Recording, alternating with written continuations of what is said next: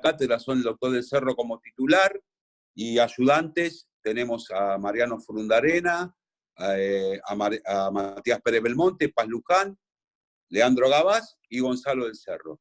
Ayer, después de una charla que hemos tenido vía virtual con el tema de la evaluación de cada una de las materias, consideré, juntamente con el titular y la necesidad, que lo vengo sosteniendo, de que ustedes tengan no solamente práctica a través de trabajos prácticos, porque esa es la forma también de que ustedes vayan aprendiendo.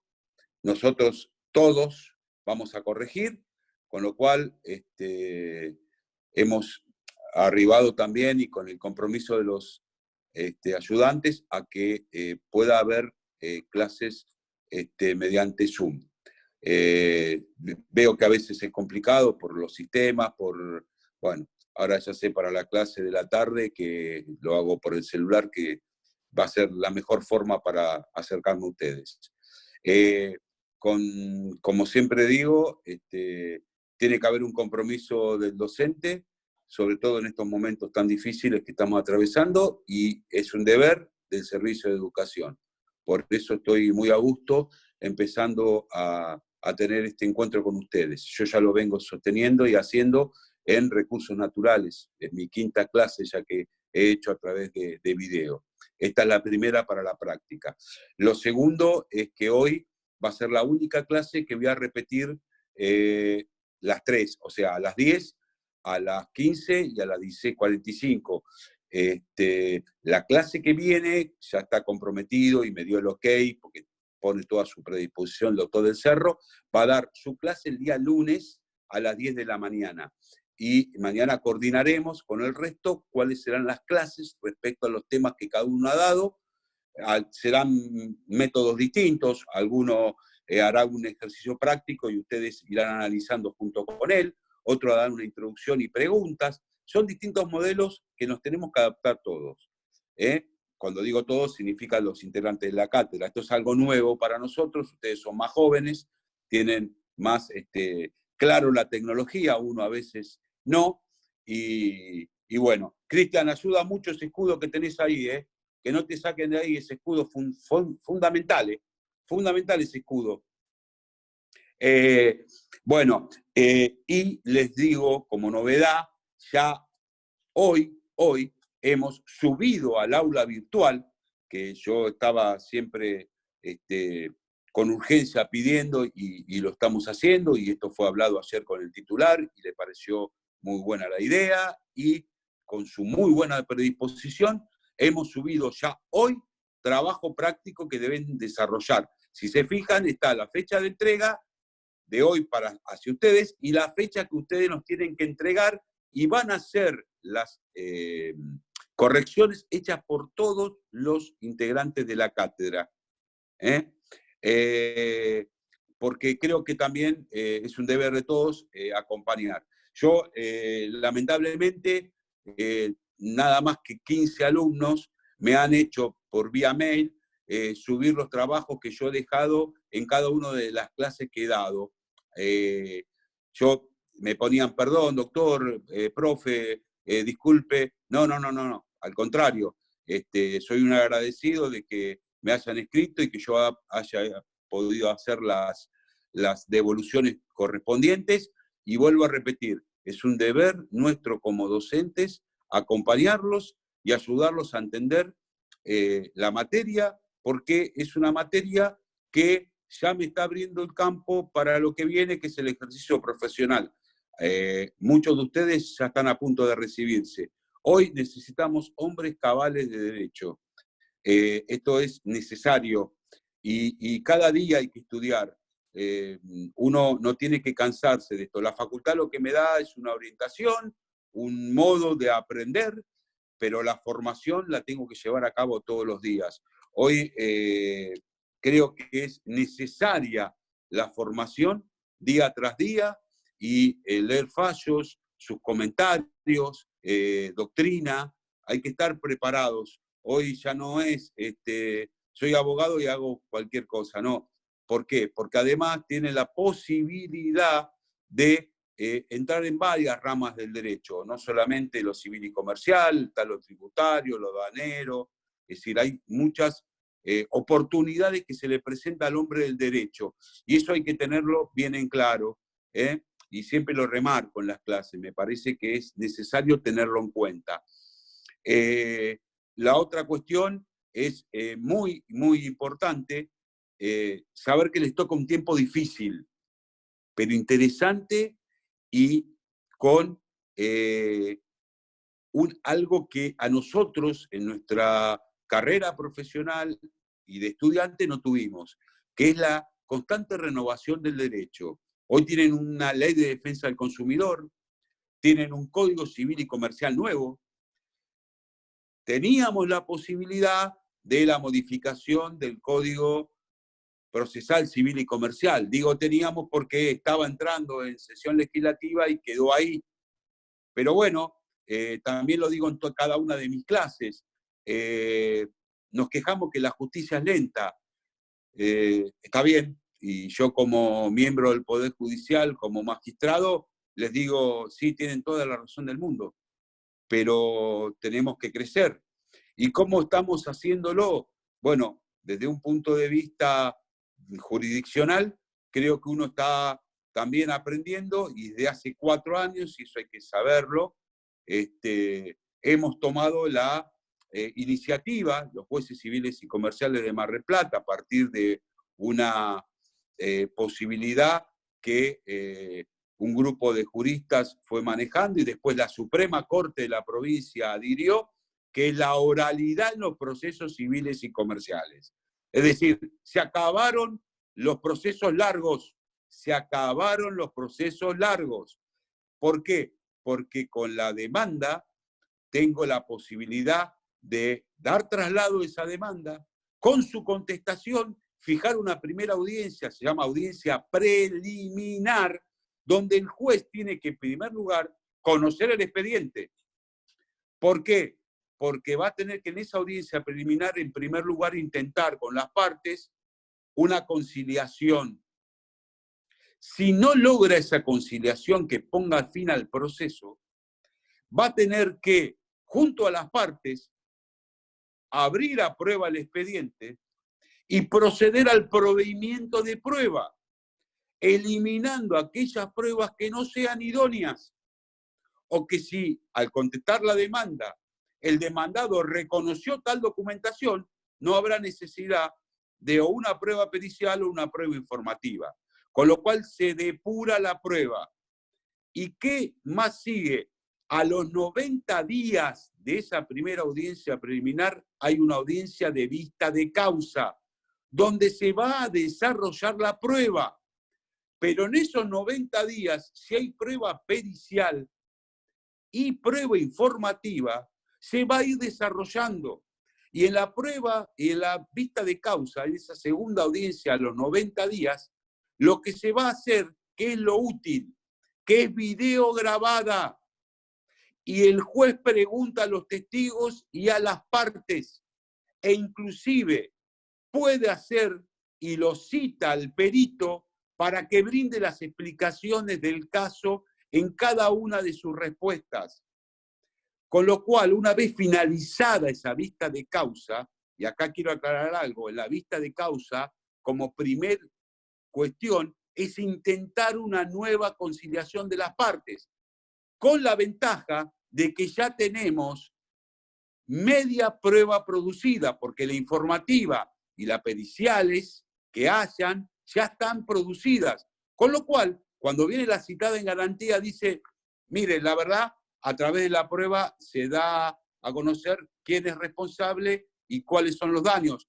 Podemos intentar un acercamiento, cosa que en la preliminar a veces no resulta así, porque en principio las compañías de seguro lo que dicen es, discúlpeme doctor, pero no tenemos prueba. Cuando esté producida la prueba y antes de la vista de causa, tal vez intentemos un acuerdo. Bueno, hay que hacerlo en la vista de causa. Si en la vista de causa no se llega a una conciliación, ahí automáticamente se toma la declaración de los testigos por parte del juez. Ya no hay un escribiente y un abogado que diga, no, pero el testigo dijo tal cosa, el usted puso. No. El que pregunta es el juez, es autograbado y a su vez, una vez que termino, en el caso mío, de interrogar, digo, si alguna de las partes tiene alguna pregunta, formúlenla.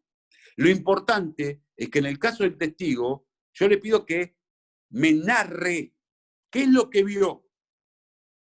Y una vez que él termina, si yo considero, hago más preguntas. Lo gratificante que muchas veces cuando digo, no sé, la parte actora que ofreció el testigo quiere hacer una pregunta, no, doctor, ya está, con lo que dijo el testigo ya. Y a la otra parte, a la parte demandada, ¿quiere hacer alguna pregunta? No, doctor, ya está, satisfecho con lo que dijo el testigo. Y les puedo asegurar que en 15 minutos o 20 podemos hasta tomar 3 testigos, que antes duraban horas o días. Con lo cual, una vez que finaliza la vista de causa, la prueba que no se produce, yo no pude notificar al testigo por... No, prueba que se pierde. Y entonces tenemos que a los 90 días, tomada esa vista de causa, estamos en condiciones de dictar sentencia. Se acabaron los juicios largos. La segunda cuestión, las partes, tanto en la audiencia preliminar, que tiene que estar sí o sí el juez, y en la vista de causa, que también es así, en el caso nuestro yo lo tenemos dividido por cada juicio, un prosecretario o secretario me acompaña. Son 4, con lo cual cada audiencia la tomo con un funcionario distinto. ¿Qué es lo importante? Que la parte vea al juez. Ah, qué bueno, usted es el juez, porque la verdad que nosotros no sabíamos que íbamos a estar con el juez. Y las cosas cambian. Y eso es lo que ustedes como hombres cabales de derecho tienen que tener la esperanza. Se acabaron los juicios largos, muchachos. Estamos en una era donde ustedes tienen que dar gracias a Dios. ¿Por qué? Porque todo va avanzando. Ley de defensa del consumidor, Código Civil y Comercial nuevo. Tienen el plan de oralidad en los procesos civiles y comerciales. Tienen la firma digital.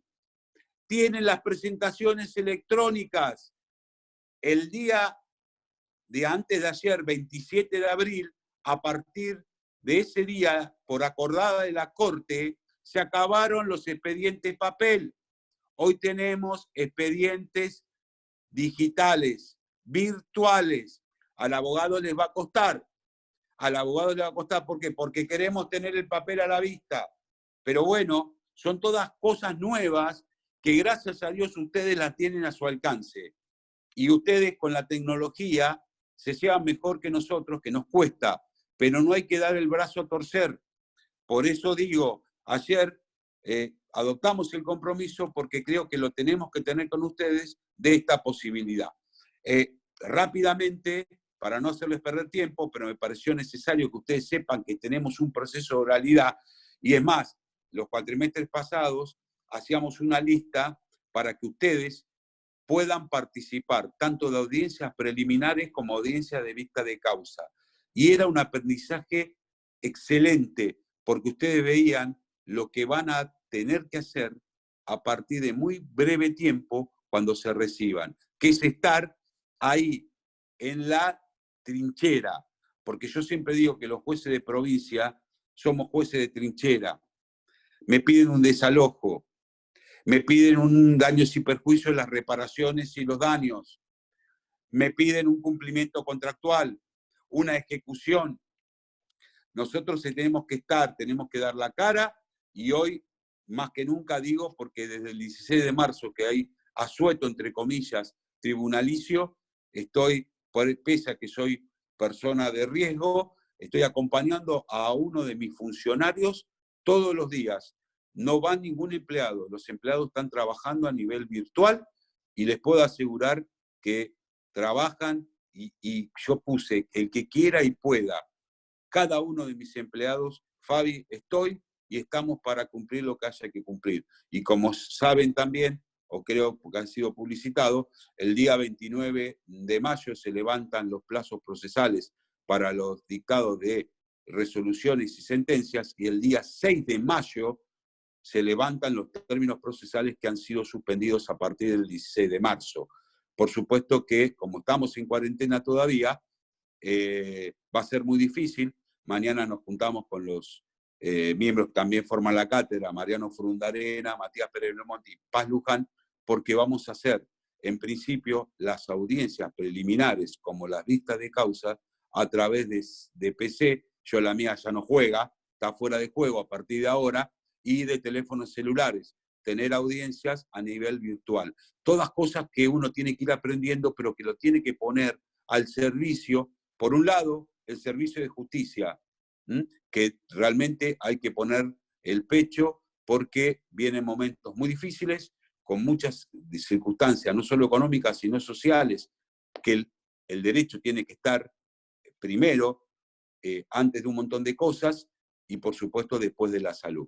Y desde el punto de vista pedagógico, estar poniendo el hombro y acompañando a ustedes, estudiantes, para que puedan tener la posibilidad de avanzar en la carrera y tener la posibilidad de entender mejor el derecho.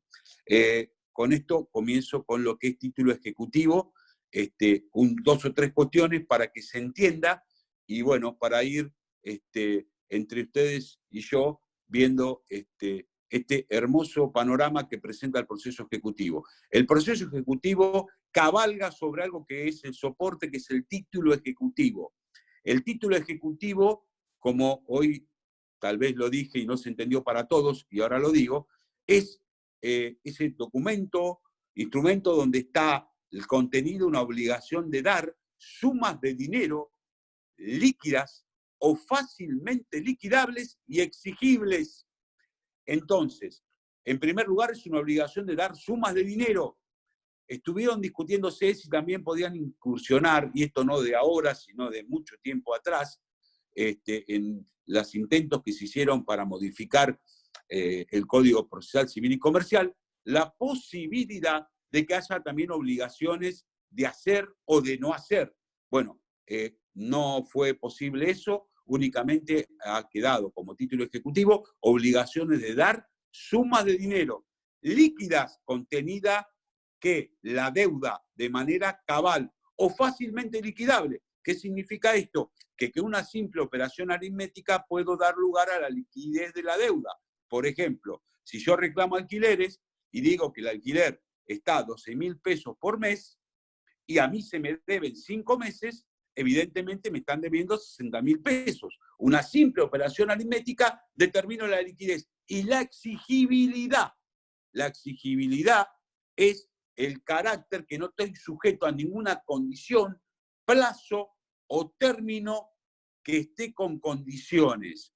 Exigible es total, con lo cual ahí tengo los caracteres de ese título ejecutivo. ¿Qué pasa con el proceso ejecutivo? Que muchos dicen, bueno, sí, es un procesito. No, no, es un proceso. Y como lo dije hoy, el 50 o 60% de los expedientes que tramitan en un juzgado están siendo en esa proporción las ejecuciones. Y a veces no son expedientes de 40 o 30 o 50 focas, son de varios cuerpos, hasta que termina con la sentencia de primer lugar, y segundo, por supuesto, que termina para poder cumplimentar, si con la sentencia no se da cumplimiento de la prestación, con la subasta del bien o bienes embargados.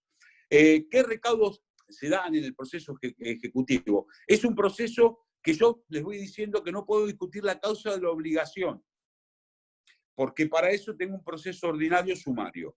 Primer lugar. Segundo lugar, tengo un listado de excepciones. Las excepciones son las que están contenidas en el 542, y algo práctico para que ustedes el día de mañana puedan llevarlo a cabo como corresponde. No es el orden, no es un orden loco, es un orden lógico. Por ejemplo, si yo soy abogado del demandado, lo primero que voy a ver si el juez que está entendiendo la causa es competente o no es competente. Ahí yo tengo la primera excepción de incompetencia. Lo primero que debo ver. En segundo lugar, tengo la falta de personería, que no es falta de legitimación, hay que determinar bien esos casos. La falta de personería es ausencia en el mandato o en la representación o falta de capacidad civil para estar en juicio, caso de los menores. La falta de legitimación hace ineludiblemente al carácter si revisto la condición de parte. si revisto la condición de acreedor o de deudor. En tercer lugar, tengo la excepción de litipendencia. ¿Qué significa?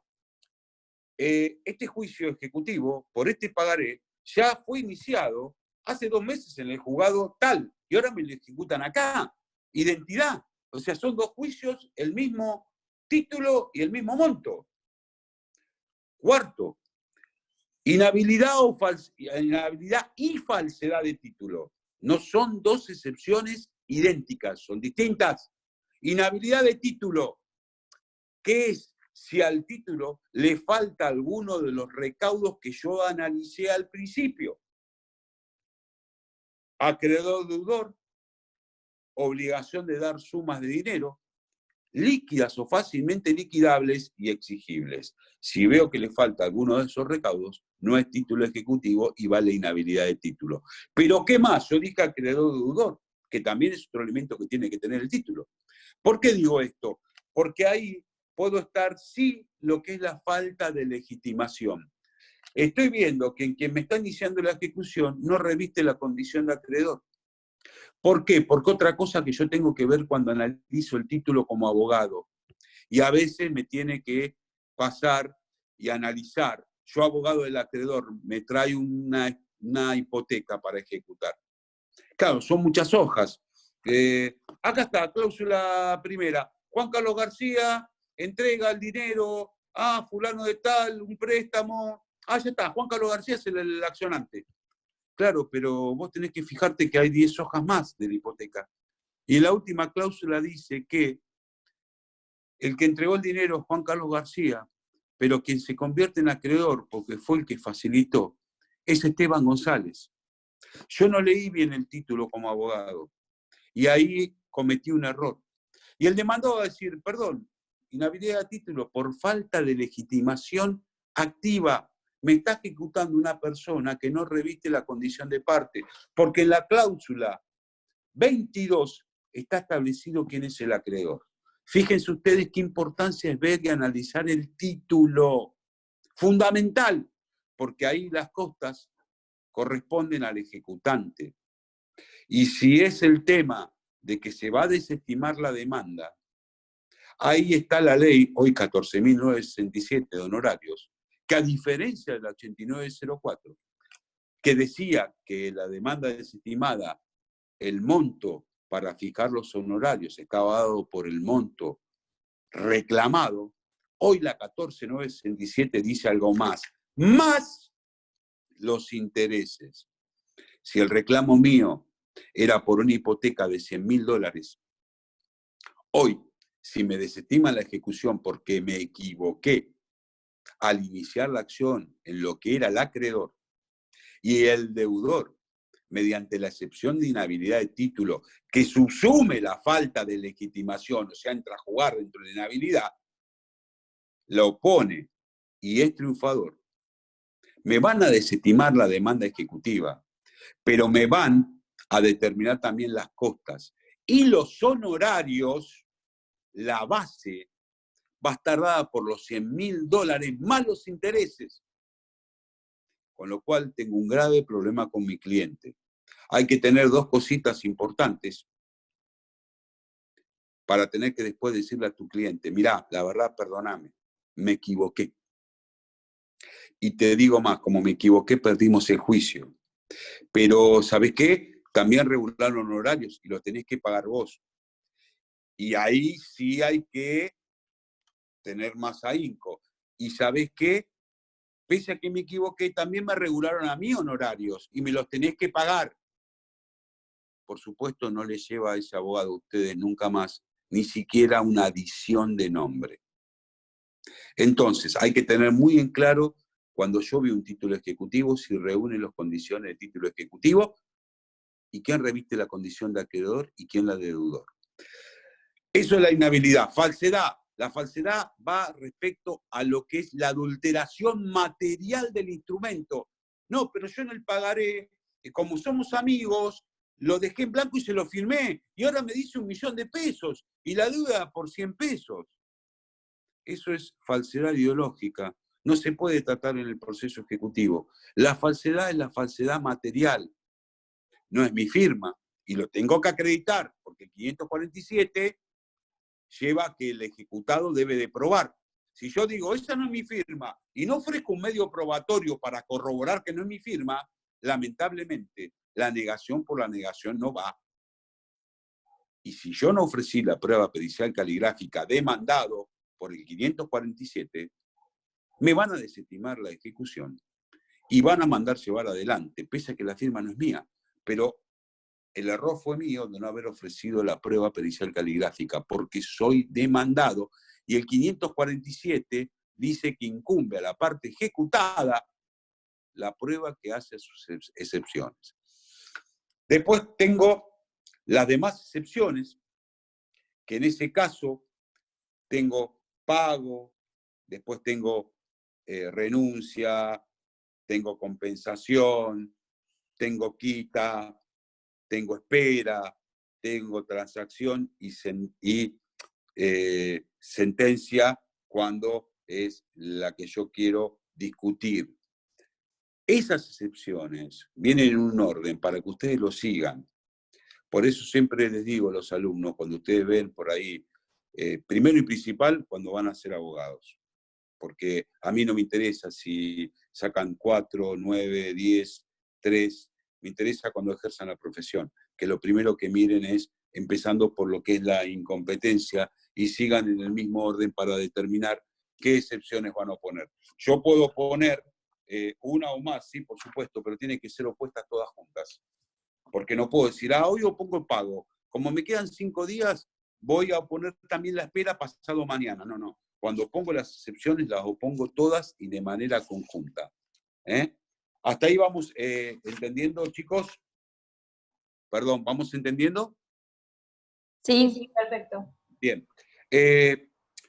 Otra cuestión que hace a lo que es título ejecutivo es que dijimos, no puedo discutir la causa, las excepciones son las que me establece el 542, una cosita cortita para que también se entienda. Si yo digo nulidad, no nulidad porque esa es la del 543, que es otra excepción, que también la digo Paz Luján, sino que yo digo, no hay respeto de la defensa en juicio, pido inconstitucionalidad.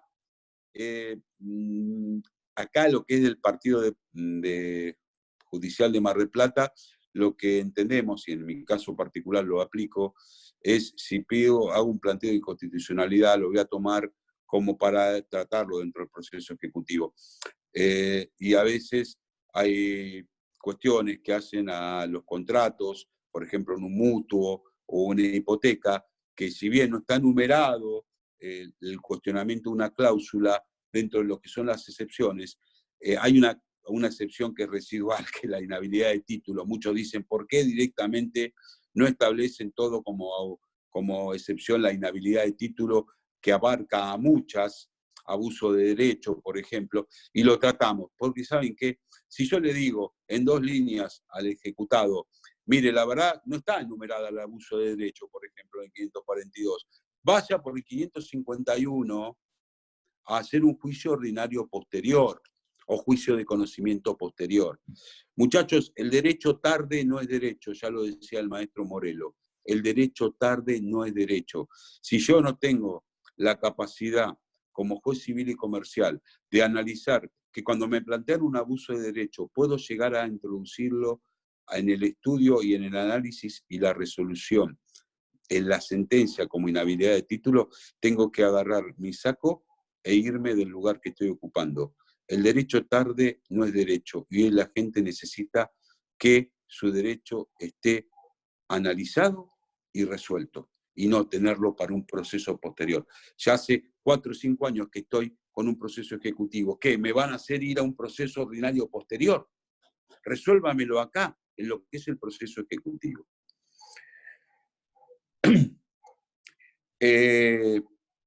Hay una excepción que es la prescripción antes del pago. También tengo que ver si el pagaré que me están ejecutando, el cheque que me están ejecutando, o el saldo deudor de cuenta corriente, o el saldo de tarjeta de crédito, o la ejecución de alquileres se encuentra prescripta. Eso también, por eso digo, hay que analizar una por una cuando me llega el caso. ¿Qué planteo voy a hacer? Y ustedes, porque también lo digo y no lo voy a dejar de decir por más que lo hagamos a través de esta clase virtual, cuando viene el tema del parcial, le digo, chicos, no se abataten, analicen el caso que planteamos en el examen y empiecen por la primera excepción. Si es un caso de oponer excepciones, no vayan de inhabilidad de título porque dicen, los intereses son elevados. Pará. Andás viendo una por una las excepciones porque pueden ser esas las que yo deba plantear y tal vez no la inhabilidad. En tema de clasificación de los títulos, dijimos, tenemos títulos completos e incompletos. Completos, cheque pagaré, tiene todos los recaudos. Incompletos, ¿cuáles serían? Aquellos que le falta algo para poder cumplimentar y que quede completo, pero siempre tiene que estar dado dentro de lo que es el 523. Los 4 casos. Citarlo para reconocer firma. En el caso del locatario, si es locatario y si lo es, acá acompaña el último recibo. En cuestión si se ha cumplido o no la condición y si no tiene plazo, que el juez fije el plazo. Si no tengo posibilidad dentro de ello, la verdad, no tengo la vía ejecutiva, el título va a ser incompleto y por eso tiene un cobro de pesos, si pretendo, o algún otro proceso, pero no el proceso ejecutivo. En el caso de los títulos causados e incausados, el cheque pagaré es un título incausado. Después tenemos los causados que contienen la causa, caso mutuo, o aquellos que se conocen pero no la contienen, certificado de saldo de cuenta corriente bancaria, por ejemplo. Esto es importante también para poder imbuirme en lo que es el tema del ofrecimiento de la prueba para poder producir alguna prueba a los fines de que sea viable la excepción que yo oponga. Después tengo títulos autocreados y títulos convencionales. El título convencional, por ejemplo, un pagaré, un cheque. Hay un intercambio entre una parte y otra. Ojo, sí, a veces la confianza mata al hombre. ¿Por qué? Porque le estoy firmando un pagaré a un amigo. Carlitos, llenalo vos con lo que quieras, yo te lo firmo, tenemos confianza. Y al final, cuando se completa el pagaré por parte del acreedor, ya me lo deja firmado, yo voy a mi casa y lo completo. Y en vez de 100 pesos, que era lo que yo le he prestado, me lo firmó, porque como lo firmó en blanco, eran $10.000. ¿Se entiende? Lo claro en esto es que es convencional. Yo tengo que firmar y ver lo que firmo. Después tenemos los autocreados, el certificado de deudas por expensas, el certificado de saldo de cuenta corriente bancaria. Luego lo emite la entidad bancaria, lo emite el consorcio de propietarios. Después tengo los judiciales y los administrativos, como yo también expliqué en la clase que hubo de dictar. Los judiciales son aquellos que tienen a partir de una sentencia firme. Se manejan por el 497 y compañía, y el 499, que se da en el caso de sentencias que no cumplen en un ordinario sumario, por ejemplo, y inicia un incidente de ejecución de sentencia. El tema de una multa no se cumple, inicia la ejecución de la multa por parte de, por ejemplo, Astraintes. O los honorarios. En los honorarios yo hice una clasificación. Si son los que tienen que pagar la contraria, voy a tener que hacerlo a través del incidente de ejecución. Pero, ¿qué pasa? Ustedes saben que existe la solidaridad. Puede ser que mi cliente, como sabe que la otra parte no va a pagar los honorarios, me lo reclama a mí. Si es así, la vía es la vía ejecutiva, como un proceso ejecutivo, no va a haber tema de incidente. En el tema de los administrativos son aquellos que surgen por la vía de los instrumentos que pueden conformar muchas veces los funcionarios públicos. Ahí también tenemos que hacer aquellos que son cobro de impuestos provinciales, lo que entiende es el juez contencioso administrativo. Si lo que se reclama son deudas por tasas y contribuciones municipales o las no tributarias, por ejemplo una multa, entendemos los jueces civiles y comerciales, y hoy por hoy se ha creado a partir del 2003, como lo he puesto ahí, a través de una acordada de corte, un Secretaría de Premios, se llama, un organismo que es Secretaría de Premios, donde cada juzgado de los 16 que componen Mar del Plata, tenemos un caudal de procesos de apremios, que es el trámite mucho más breve que un proceso ejecutivo, y en donde, en virtud de ello, cada uno de los jueces vamos, depende de los días, por ejemplo, yo opto por ir un viernes cada 15 días y firmo todos los expedientes que corresponden a mi juzgado. Esa Secretaría de Apremios tiene una secretaria, tiene prosecretarios y empleados. Es decir, no forman parte de cada juzgado civil y comercial, sino que cada juez tiene en esa secretaría asignados por receptoría una cantidad de apremios. En eso vamos y suscribimos cada juez el que le corresponde a su juzgado. En eso es para que ustedes queden contentos en lo que hace a la clasificación de los títulos ejecutivos. Yo, por ejemplo, una de las cuestiones que también hube de abarcar siempre y que por eso cuando comenzamos la clase les dije, tienen la posibilidad y la suerte de un montón de cambios en el derecho, está lo que es la Ley de Defensa del Consumidor. Y esto ha dado que hablar, porque lo habrán visto ustedes en las clases, primero el tema de la competencia. Yo me manejaba por el artículo 5 antes.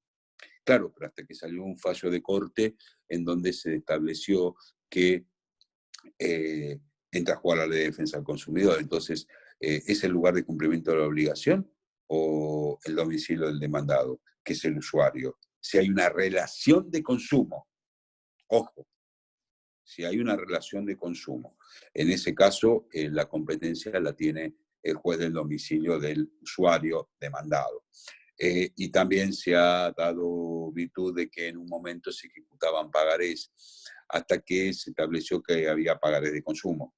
¿Por qué? Porque si había una relación de consumo y se ejecutaba un pagaré, teníamos la firme convicción, uno que aplica defensa del consumidor, que no puede borrarse el artículo 42 de la Constitución Nacional ni el artículo 36 de la Ley de Defensa del Consumidor, y lo que se hacía era un fraude de la ley. ¿Por qué? Porque se hacía un pagaré de consumo sin cumplir los requerimientos del 36. Y en esto también quiero ser claro porque la Suprema Corte de la Provincia de Buenos Aires ha dictado un fallo que es con el de Asís, en donde hoy por hoy, ¿qué hacíamos? Si no cumplía esos recaudos, le decíamos que no tenía la vía ejecutiva.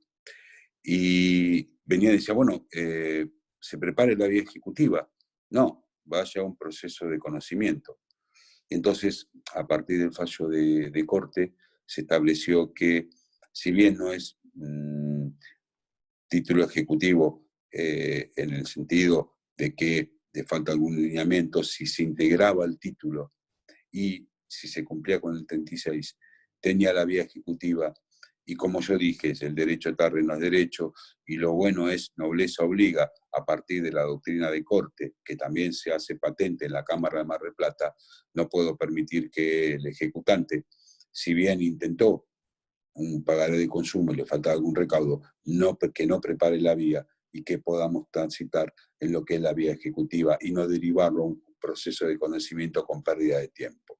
En el caso que yo puse como práctico, hoy les decía que los chicos iban directamente, primero yo le había propuesto la confección en un boleto de compraventa de una cláusula donde se pacte la vía ejecutiva y que me sirva para la creación de un título ejecutivo.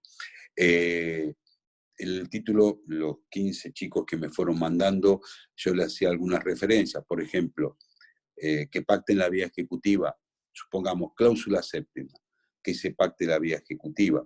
Acreedor deudor salía de la cláusula 1 del boleto. ¿Qué más? Y bueno, se decía que se había pagado, la operación era de 1 millón de pesos, se pagaron 500.000 en este acto y faltan 500.000 pagar, que se van a pagar en 5 cuotas de 100.000, todos los días 10 de cada mes, comenzando el día 1 de mayo de 2020. O sea, dando pauta de cuándo empieza a operar la mora y por consiguiente la exigibilidad.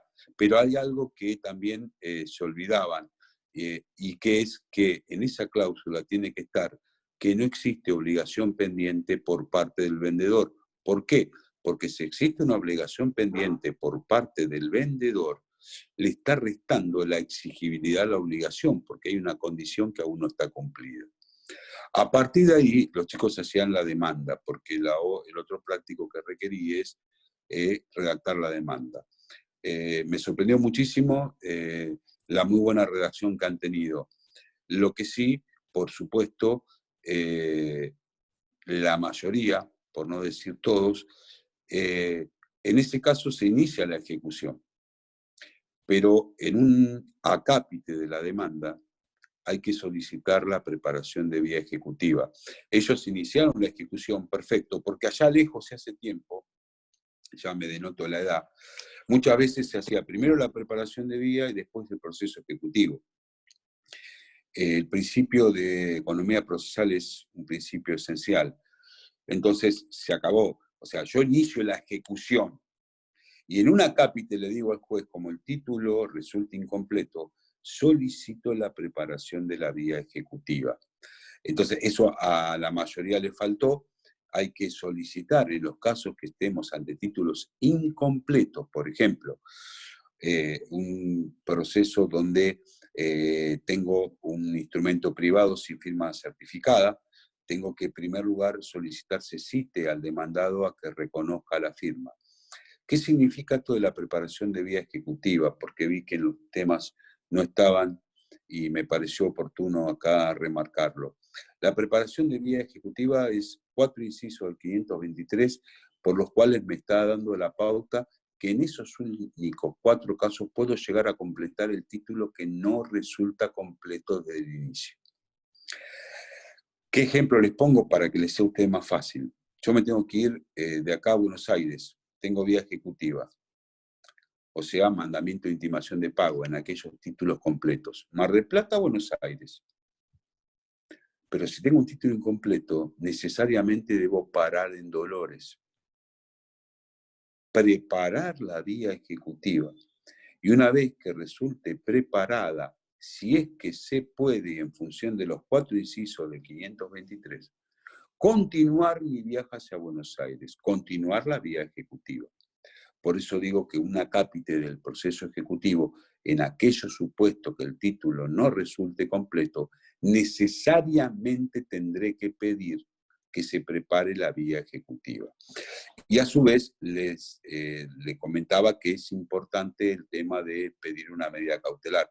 La medida cautelar tiende a garantizar los derechos de la parte para el momento que se dicte la sentencia. Ustedes que el día de mañana van a hacer ejecuciones, les va a resultar muy triste cuando termine el proceso. Dice, acá mira, me dictaron la sentencia, tenés sentencia a tu favor. Ah, ¿y cuándo cobró el crédito? Y no, bueno, yo logré que te dicten la sentencia. Su cliente, los días domingos, cuando haga un asadito en el quincho, va a dejar esa sentencia, formulario en papel, y se va a acordar de ustedes. No la tira al fuego para poder acordarse todos los días de ustedes.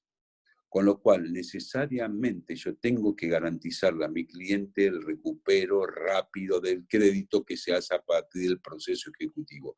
¿Y cuál es la posibilidad mayor? El dictado de una medida cautelar. Yo también le decía a los chicos, me decían, bueno, pero si el título no es completo, ¿puedo pedir una medida cautelar? Por supuesto que sí. Ahora, no te la va a otorgar el juez de una, porque hay que preparar la vía. Y hago esta pregunta, ¿puedo, sin preparar la vía, que se dicte una cautelar? Sí. Fíjate lo que dictamina el 209 del CPC, inciso segundo, información sumaria de 2 testigos. ¿Qué significa esto? Que yo voy a pedir la cautelar y voy a ofrecer 2 testigos que van a declarar a primera audiencia. ¿Qué significa esto de primera audiencia? No hay fecha y hora. Los juzgados se abren de 8 a 2 de la tarde. Yo tengo que preguntar en cada juzgado qué hora más o menos toman las informaciones sumarias. En el juzgado 15, en cual yo soy titular, las audiencias de información sumaria se toman de 8 a 2, porque la labor es de 8 a 2. Pero hay juzgados, un criterio distinto, que dicen, no, informaciones sumarias como la toma Carlitos va a ser de 11 a 12 del mediodía todos los días, o lunes, miércoles y viernes. En el caso del juego 15 se toman de lunes a viernes de 8 a 14. Son 3 preguntas. Y también les pedí a los chicos si por favor me podían formular las preguntas. Y la verdad, muy bien formuladas, porque está bien, la pregunta es por la generalidad de la ley, si conoce al acreedor, al deudor, si es amigo, enemigo. La segunda es, ¿qué tengo que preguntar? ¿Qué les parece que le tienen que preguntar? Por ejemplo, la firma es firma sin certificar, es firma privada, constituye un instrumento privado suscrito por el obligado. Y le voy a preguntar si el testigo sabe y cómo sabe que la firma corresponde al acreedor y al deudor. En la tercera será si usted sabe que se ha cumplido la obligación. Y la cuarta, que es comúnmente se dice de público y notorio, es decir, si lo que él está comentando es secreto, lo sabe mucha más gente que él. Lo importante de la razón de sus dichos es porque esa información sumaria que se toma, el juez la tiene que aprobar. Si el juez considera que esa información sumaria que fue ofrecida y producida es para acreditar los dos extremos de toda medida cautelar, la verosimilitud en el derecho y peligro en la demora, si la declaración de los testigos a él lo convence, prima facie, de la verosimilitud del peligro en la demora, el juez va a aprobar esa información sumaria y va a decretar la medida.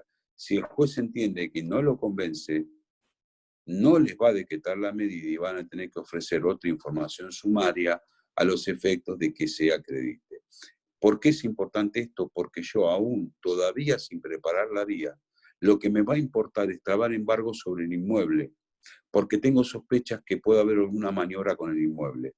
¿Qué es lo que voy a hacer primero? No voy a citar al ejecutado para que reconozca la firma. Lo que voy a hacer es producir de inmediato la información sumaria. Una vez que declaran los testigos, sin la contraparte, porque es la medida cautelar a petición de la parte, sin que la contraria se entere. Es decir, la declaración de testigos es sin la contraparte, no tiene por qué controlarla, porque es para el dictado de una medida cautelar, que vayan los testigos que declaren, una vez que declaren, solicitar que se apruebe y se dicte la cautelar. Una vez que el juez aprueba la información sumaria y me dicta la cautelar, automáticamente voy y lo inscribo. Una vez que tengo el embargo trabado, por ejemplo, en el registro de la propiedad se trata de un inmueble, ahí recién me voy a ocupar de citar al ejecutado a que reconozca la firma, o si es locatario, así es que manifieste si es locatario y exhiba el último recibo.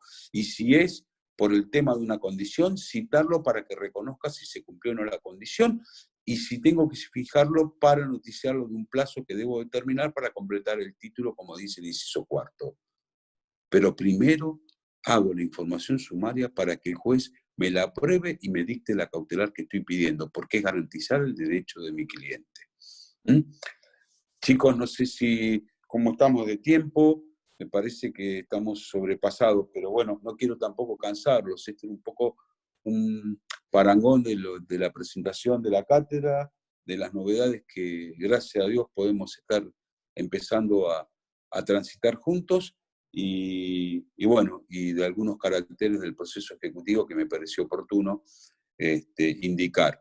El día lunes, porque habíamos establecido el viernes, pero es 1 de mayo, y como ustedes son trabajadores y nosotros también, y pregunté en la facultad y me dijeron que no va a haber dictado de clases, comuniqué al doctor del Cerro y él me dice que no tiene ningún problema. El día lunes a las 10 de la mañana, clase que se va a grabar y se va a pasar a las 15 y a las 16:45, van a tener el dictado de la clase del que va a hablar de excepciones en general.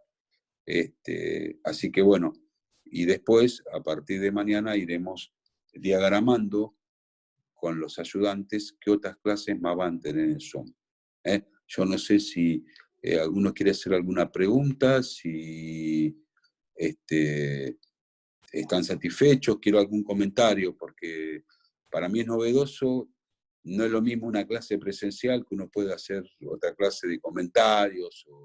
Me salió lo de Cristian porque lleva el azul y oro en el pecho y por eso ya me dio pie para hacer algún comentario que en clase a un par de gallinas, Cristian, que ya lo íbamos a detectar, los podíamos estar juntos, pero bueno. No, Este, era para dar ánimo, para ánimo. bueno, muy bien, por supuesto, somos los campeones. Bueno, ahí lo tengo a Leonardo, que me parece que Leonardo es gallina, si mal no recuerdo, ¿no, Leonardo? No, profe, no. De Aldo Civi. ¿No? De Aldo Civi, muy bien, yo también soy de Aldo Civi. Boca y Aldo Civi. Bueno, no sé si alguna de las chicas, si alguien quiere comentar algo. Me gustaría hacer una pregunta acerca del parcial, que en realidad estamos todos bastante preocupados por la fecha en la que se va a tomar, porque sé que son 2 parciales, y la modalidad. Bien, me gustaría, creo que sos Brenda, ¿no? Sí. Bueno, te agradezco la pregunta. Bueno, primero y principal, lo que yo puse a la gente de la facultad, ayer hablé con la decana, hablé con Adrianita Arias y después también hablé con el doctor del Cerro, es que todo lo que sea necesario para ustedes va a estar, que como la práctica 2 me quedé muy satisfecho ayer porque veo que vamos empezando caminando en esto nuevo que es la tecnología. A los viejos a veces nos cuesta. Yo también lo hago público y notorio, que tuve el acompañamiento del doctor Claudio Iriarte, que somos amigos, y mediante un Zoom me indicó cómo subir los trabajos. Yo algo sabía, pero no quería pasar por alto a nuestro titular, que con muy buena predisposición aceptó todo, y él mismo también estaba preocupado por esto. Entonces, en nombre de toda la cátedra, pido disculpas si alguno de ustedes quería con antelación esto. Creo que el trabajo que hemos hecho a nivel de la primera parte de la materia es un trabajo arduo, con muchas cosas importantes, muchos fundamentos y un trabajo realmente digno de admirar. Lo digo porque nos costó muchísimo y cada uno de esos trabajos fue revisado por el titular y si alguna cosa estaba mal teníamos que volver a empezar, con lo cual creo que eso lo quiero rescatar, hoy al comienzo no lo he dicho. Con respecto a lo que vos me preguntaste, Brenda, ayer tuvimos nuestra primer clase virtual para el tema de las evaluaciones, que era un tema, un cuestionario. Nosotros tenemos que analizar, y eso va a ser un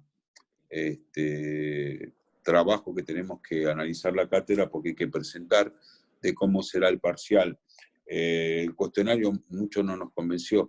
Ayer estuvimos titular y adjunto nada más. No era para esas 2 categorías. Después también lo comenté con Claudio Iriarte, que también se propuso para darnos una atención para TV Zoom para ver cómo se maneja el sistema.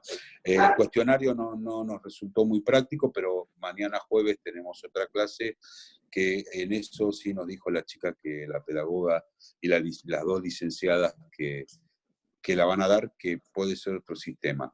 Siempre hasta acá, nivel presencial, nosotros tomábamos comúnmente un práctico, que puede ser la redacción de una demanda, la oposición de excepciones o contestar el traslado de una excepción por parte del accionante. Eso lo vamos a practicar porque ya hoy, como refería al comienzo, ya tienen su primer trabajo para desarrollar. Creo que hay una semana, si mal no recuerdo, para la entrega y la devolución nuestra, y ahí veremos cómo seguimos con los prácticos. Vamos a hacer demanda, oposición de excepciones y contestación y prácticos de subasta.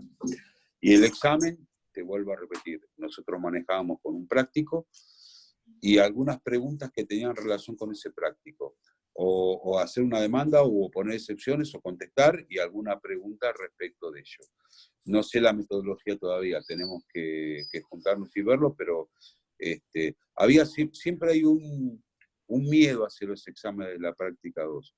Yo digo que yo no, y hablo por todos, no buscamos la trampa ni nada del alumno. Para eso les puedo asegurar que yo hasta ahora tendría que ya estar en el juzgado y sin embargo estoy dando clase. Si mi idea es bochar gente o hacerle la vida imposible a la gente, me tengo que retirar como docente, y creo, ya llevo casi 34 años en la docencia y siempre con la misma vocación y creciendo en esa vocación y colaborando con ustedes para que aprendan y realmente sean hombres de derecho. Con lo cual, también me sirve tu pregunta, Brenda, para sacar el miedo. Sí, somos exigentes, sí, utilizamos la razón. Morelos siempre decía que el hombre de derecho tiene que ser un ser razonable.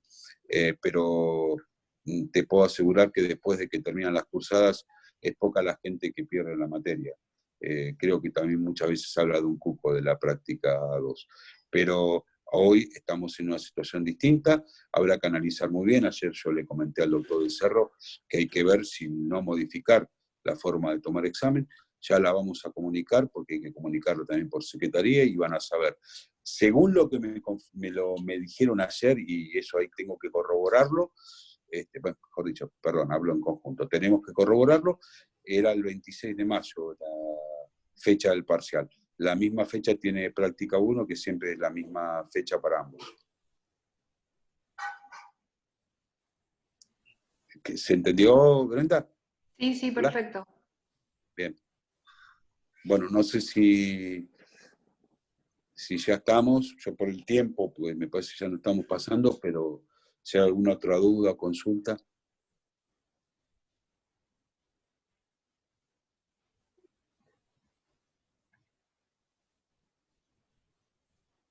No, Rocío, gracias a ustedes por haberme bancado el problema técnico que hubo, y la verdad que estoy muy orgulloso de haber arrancado con esto, porque ustedes lo necesitaban y nosotros como docentes teníamos que estar presentes en lo que ustedes necesitan.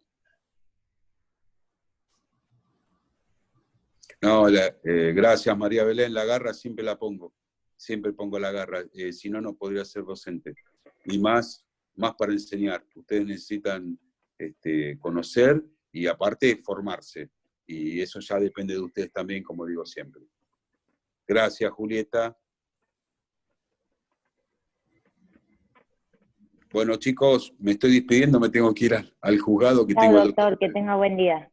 Bueno, Muchas igualmente, gracias. nos vemos, Gracias. perdón, nos vemos a las 15 horas, si a alguno le quedó algo inconcluso a las 15 horas, y a las 16:45 voy a estar dando otra vez la